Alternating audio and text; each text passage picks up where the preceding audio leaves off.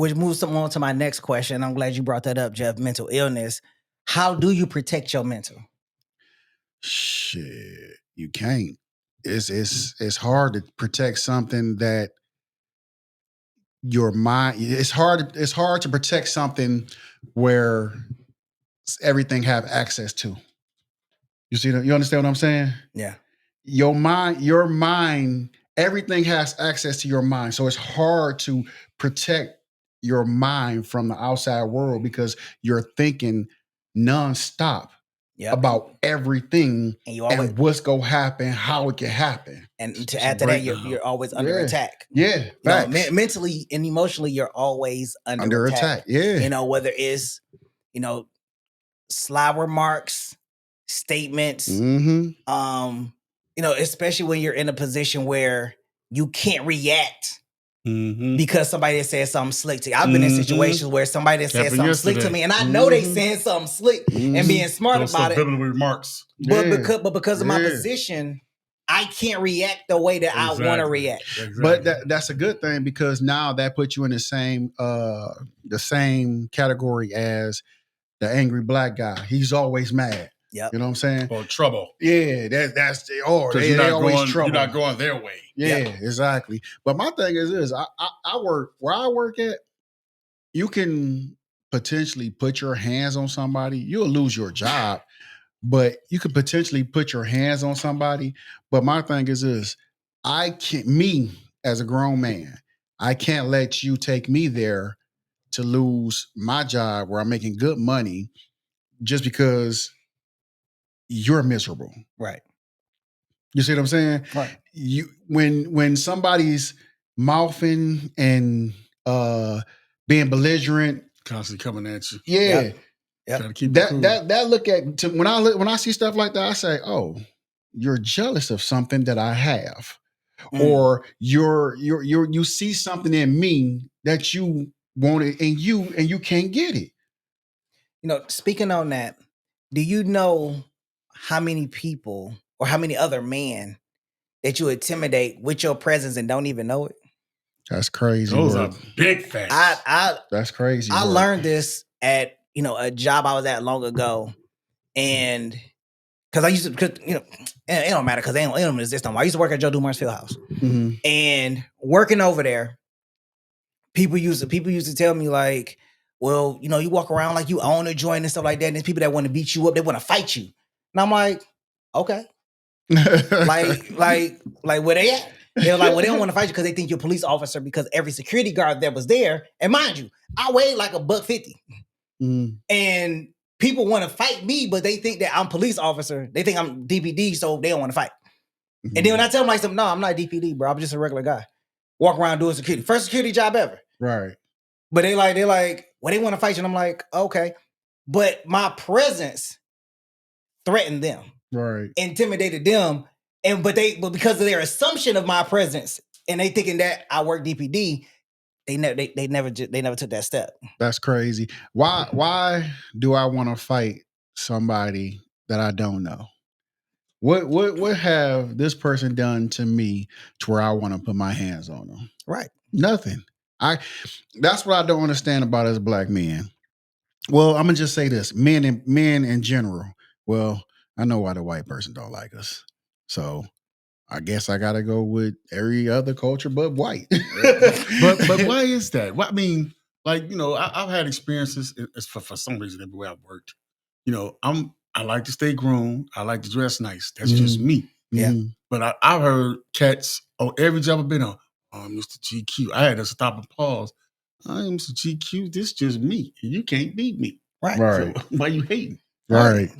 I mean, don't get mad because I'm who I am. This is what I'm not trying to be nothing. This is just I am. If I go to the barbershop once a week, that's what I like to do. If I like to dress up nice and look nice, that's what I like to do. Right. But guys will come at you for that.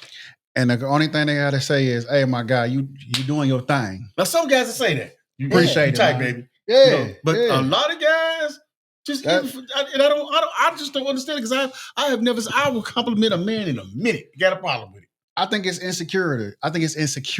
Damn, what was that word?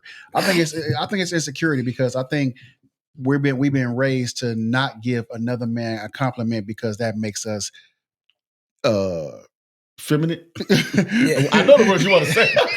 We all here. We can't. Hey, I don't know if I can say it, but it makes us look weak. It makes us look like we're not men. We like other men when that's not the case. If I see somebody rocking something, I'll be like, "Hey, dude, them shoes cold as hell." And he looked, I know. Oh, well, okay. Well, all right, cool. What is all that for, bro? And I'm at the stage of my age. Oh man said, and he still has some guy dressed nice. He can get some ladies. I'm not gonna say he look. Ain't nothing wrong. No, and I don't mean like ain't nothing wrong with saying he's a handsome guy.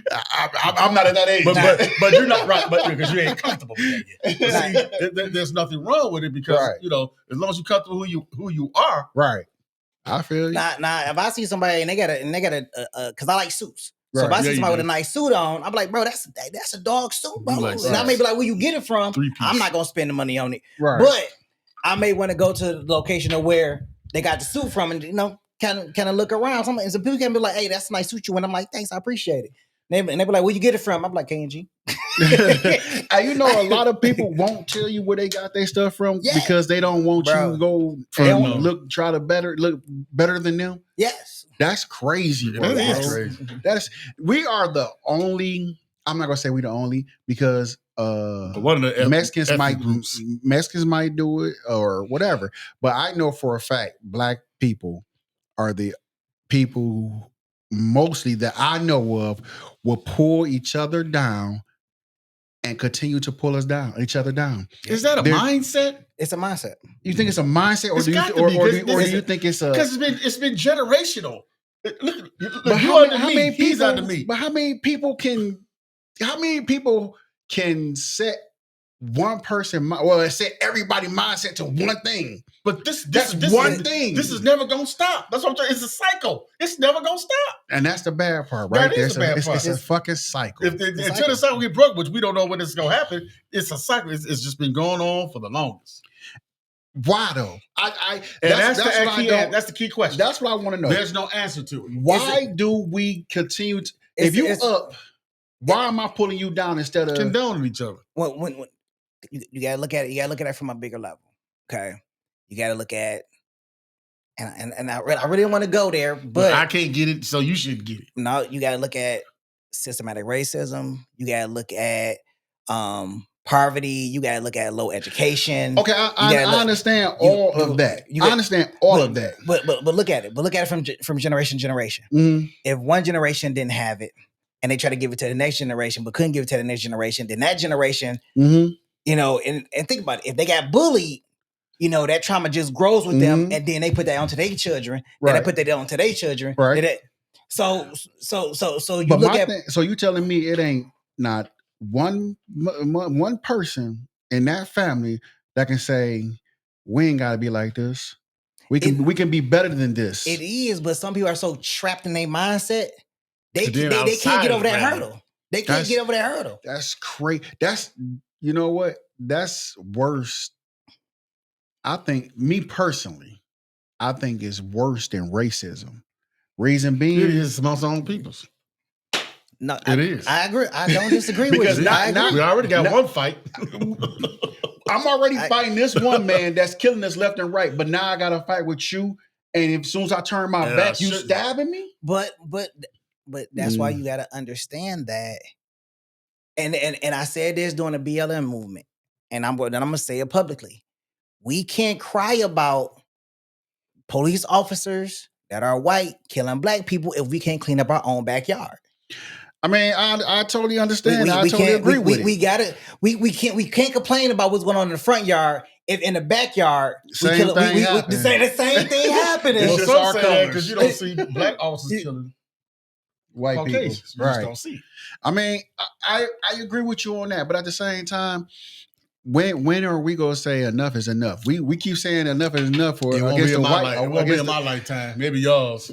We keep saying enough is enough with the white people, but when can we say enough is enough with the Black people? Exactly. Tupac said it.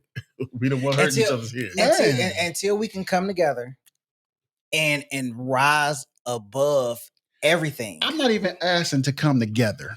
I'm not even asking that. I don't want us to come together. Let's get the first step out the way. We just got too much envy for each other for that to happen. You know, Exactly. even with family members. I mean, it's just too much envy. If they ain't got what you got, it's a problem. I personally think that ain't my fault. It ain't my fault. I personally think it will go away if we can come together and build our own city. But we're gonna need some bad leaders. But first, you have to get past the first step. The first step is, why are you envious of me? Why don't you like me? And we ain't never said 2 words to each other. I ain't did nothing to you. If we can't sit down and have a talk, and hash something out that I didn't even know we had.